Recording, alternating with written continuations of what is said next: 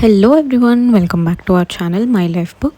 So ఇవాళైతే మేము పాండిచ్చేరిలో మార్నింగ్ మేము ఆటోలో ట్రావెల్ చేసామన్నమాట. బికాజ్ అక్కడ ఆటోస్కి డిఫరెంట్ సెట్ ఆఫ్ హారన్ ఉంటుంది అండ్ వాళ్ళు మెషిన్ హారన్ వాడరు. సో మేమైతే మహాత్మా గాంధీ స్టాచ్యూకి వెళ్ళడానికి మేము ఈ ఆటో సర్వీస్ని యూజ్ చేసుకున్నాము.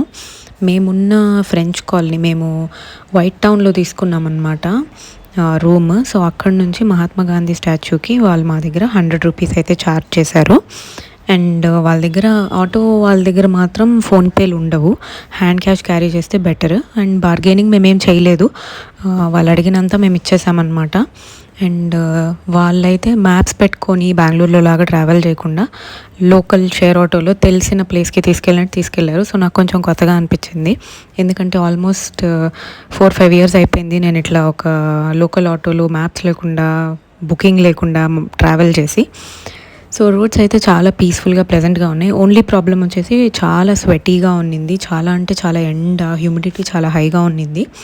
బట్ ట్రావెల్ కానీ సీనరీస్ కానీ వ్యూ కానీ చెట్లు అయితే అడుగడుగునా చెట్లేనండి.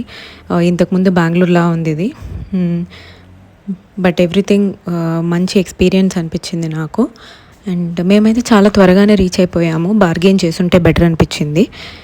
వాళ్ళకు కూడా తెలిసి ఉంటుంది మేము అవుట్ సైడ్ నుంచి వచ్చామని, సో ఎక్కువ ప్రైస్ ఛార్జ్ చేశారేమో మరి. So that's all for today's video guys. Please like, share and subscribe to my life book.